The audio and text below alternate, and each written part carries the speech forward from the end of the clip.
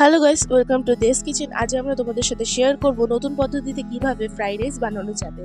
তো তার জন্যই ফার্স্টে আমরা নিয়ে নেব দেরাদুন চালের ভাত।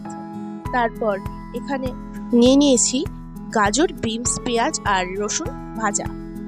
আর আমরা এখানে ডিম নিয়েছি 4খানা, আর নিয়েছি চিংড়ি মাছ। তোমরা চাইলে চিকেনটা অ্যাড করতে পারো। এবার কড়াতে তেল দিয়ে দেবো অল্প সামান্য পরিমাণে, দিয়ে আমি এখানে 2টো করে ডিম ভেজে নিচ্ছি। আমি যেহেতু 4টে ডিম নিয়েছি সেই জন্য আমি ফার্স্টে 2টো ডিম ভাজাটাই দেখিয়েছি, দিয়ে স্কিপ করে দিয়েছি। তোমরা এখানে দেখতেই পাচ্ছ ধীরে ধীরে 2টো ডিম আমরা ভেজে নিচ্ছি।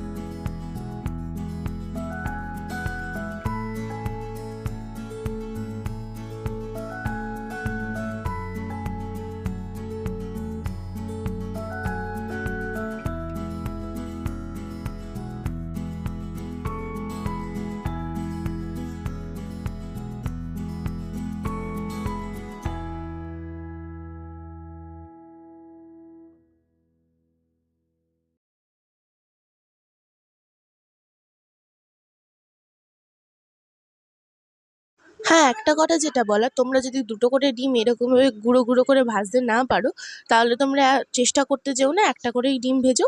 তাতে জিনিসটা একটুখানি ছড়িয়ে বেশিভাবে যাবে, আর বেশি ডিমটা মানে খেতেও বেশি সুন্দর লাগে ফ্রাইড রাইসটা।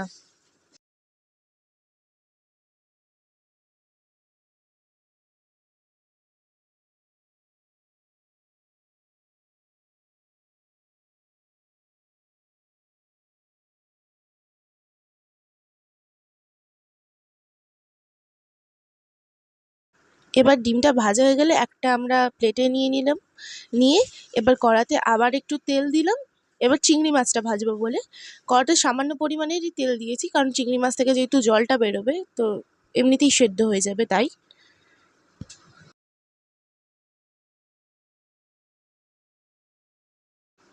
এবার আমরা চিংড়ি মাছটা নিয়ে নিলাম, নিয়ে এর মধ্যে নুন আর হলুদটা মাখিয়ে নেব। তোমরা চাইলে হলুদটা নাও মাখাতে পারো, কারণ আমার মা একটুখানি হলুদটা দিয়ে পছন্দ করে চিংড়ি মাছটা ভাজতে, তাই হলুদটা অ্যাড করেছি। আর তোমরা চাইলে না দিয়েও রান্না করতে পারো, এমনিতেও ভাজা হলেও এমনিতে হলুদ হলুদ একটা ভাব চলে আসে।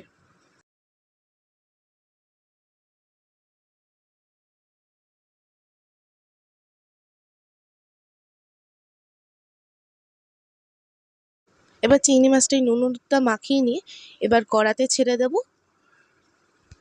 এবার চিংড়ি মাছটা পুরোপুরি ছাড়া হয়ে গেলে কড়া থেকে যতক্ষণ না জলটা বেরোবে ততক্ষণ মানে রেখে দাও কড়াতে, নাড়ার কোনো প্রয়োজনই নেই। আর যদি নাড়ো তাহলে বাই এনি চান্স যদি ভেঙে যায়, গুঁড়ো গুঁড়ো হয়ে যাওয়ার সম্ভাবনা থাকে, তাই নাড়তে নাই বারণ করাটাই ভালো, না করাটাই ভালো।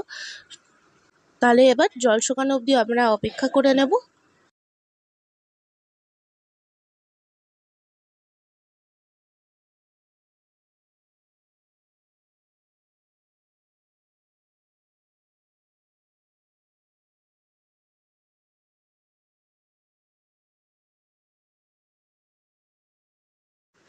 এবার তোমরা দেখতেই পাচ্ছ চিংড়ি মাছটার জলটা শুকিয়ে গেছে পুরোপুরি। আমরা একবারও কড়াতে মানে খুন্তি দিইনি, কারণ যদি ভেঙে যায় তার ভয়তে। তো এবার চিংড়ি মাছটা পুরোপুরিভাবে ভাজা হয়ে গেলে এবার দেখতেই পাচ্ছ ভালো করে ভেজে মানে নাড়িয়ে নিচ্ছি আমরা, সেদ্ধ হয়ে গেছেই।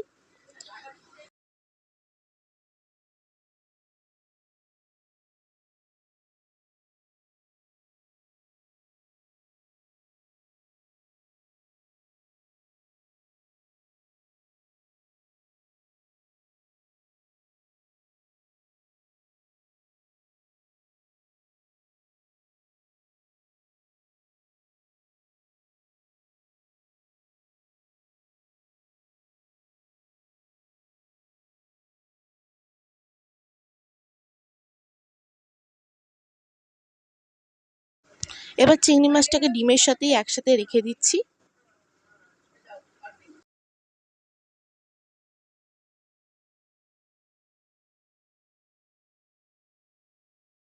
এবার কড়াতে আমরা একটু বেশি পরিমাণে তেল অ্যাড করব, কারণ এবার রাইসটার লাস্ট পর্যায়ে। এবার হচ্ছে গাজর, বিনস আর পেঁয়াজ, রসুন এই ভাজাটা ছিল সেটা এবার কড়াতে আমরা অ্যাড করে নেব। একটু তেলটা গরম হওয়ার জন্য একটু অপেক্ষা করবে, কারণ তেল না গরম হলে তো ভাজা হবে না।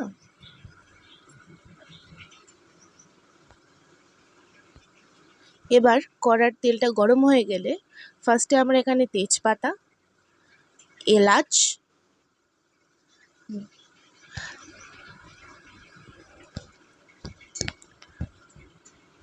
এখানে আমি দিয়ে দিলাম লবঙ্গ, তারপর আমি পরিমাণ মতো এখানে দারচিনি দিয়ে দিলাম। একটু সাবধানে থাকবে, কারণ এটা ফাটতে পারে, অনেক সময় ফাটে আবার অনেক সময় ফাটে না, তো সেই জন্য একটু ডিস্টেন্স মেনটেন করে রান্নাটা করো। এবার আমি সবজিগুলো দিয়ে দিলাম।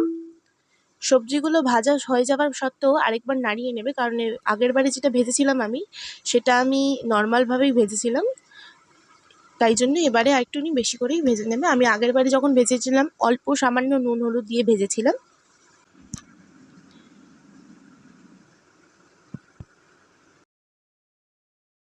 এবার আমরা ভালো করে নাড়িয়ে নেব, গাজর, বিনস আর পেঁয়াজ টিয়াজ ভাজাটা করে নেবো, আর একটুখানি কড়াভাবে করব। এবার আমরা অ্যাড করব আগে থাকতে ভেজে রাখা ডিম আর চিংড়ি মাছটাকে।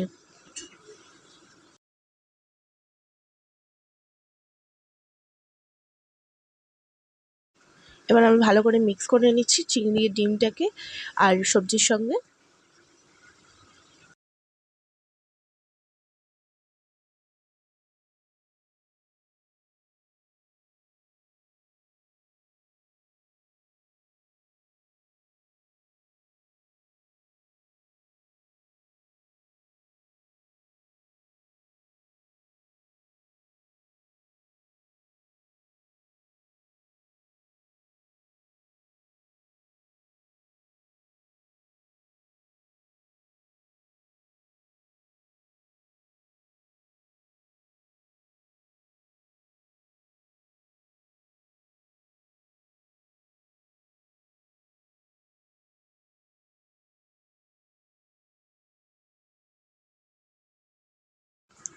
ভালো করে মিক্স করে ভেজে নিতে হবে, কারণ এরপর আমরা যেহেতু রাইসটা অ্যাড করব,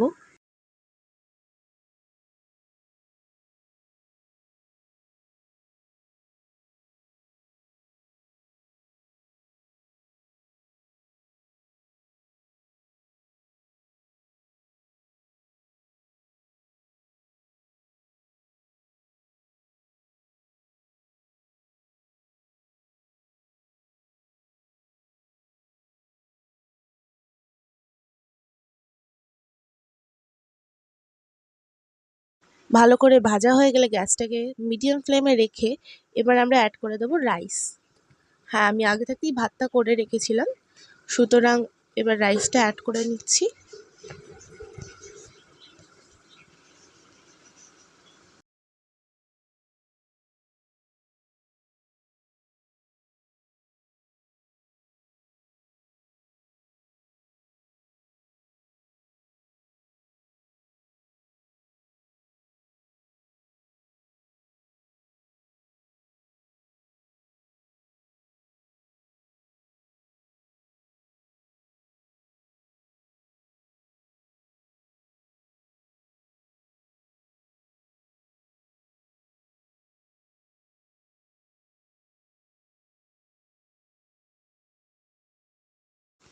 এরপর রাইসটার সাথে বাদবাকি সবজি, ডিম, চিংড়ি মাছ সব কটাকে ভালো করে মিশিয়ে নেব।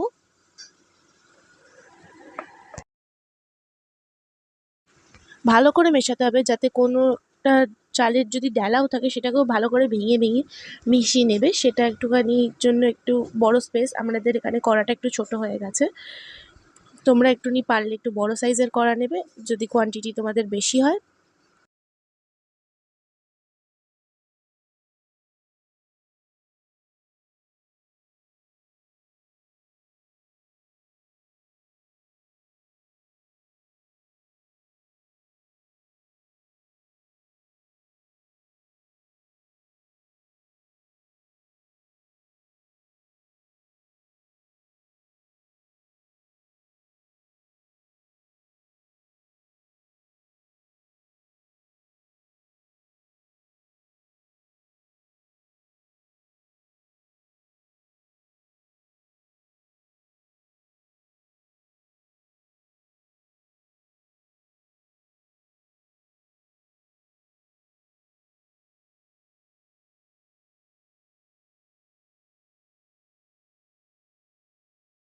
ভালো করে মেশানো হয়ে গেছে।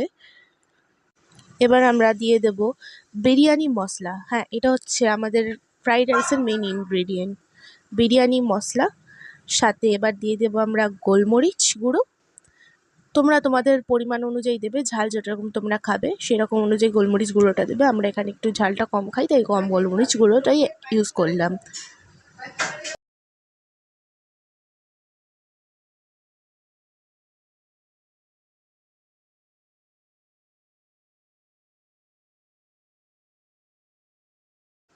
এবার দিয়ে দেবো আমরা পরিমাণ মতো নুন। স্বাদ অনুসারে নুনটা দিয়ে দেওয়ার পর এবার আমরা দেব চিনি পরিমাণ মতো।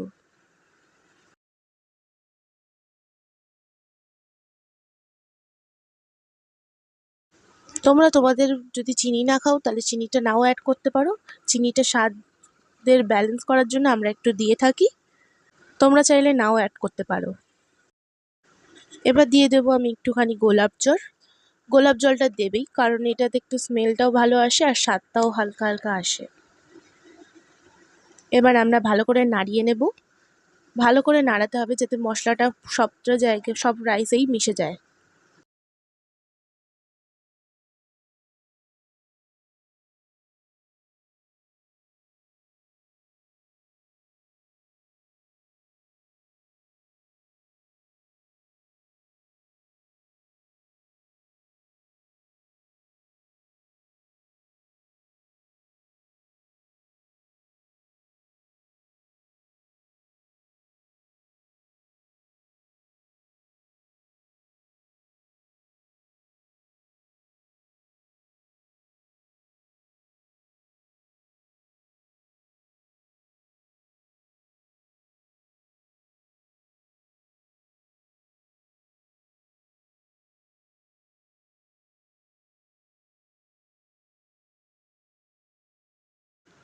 মিক্স করা হয়ে গেলে একটু ভালো করে ভেজে নিতে হবে।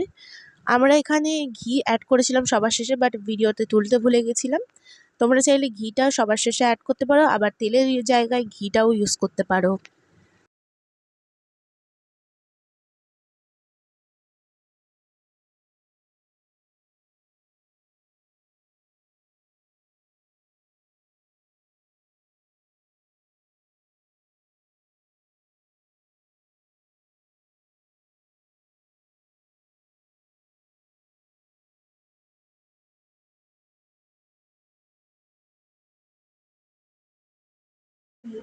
ভাজা ভাজা হয়ে গেলে এবার আমরা গ্যাসের ফ্লেমটাকে অফ করে দেবো। তারপর তোমাদের নামানোর পর দেখাচ্ছি কিরকম দেখতে লাগলো। তোমরা এখানে দেখতেই পাচ্ছ রাইসটা কি সুন্দর ঝুরঝুরে হয়েছে। যদি তোমাদের এই রেসিপিটা ভালো লাগে তাহলে আমাদের চ্যানেলটাকে সাবস্ক্রাইব করে দিও। Thank you.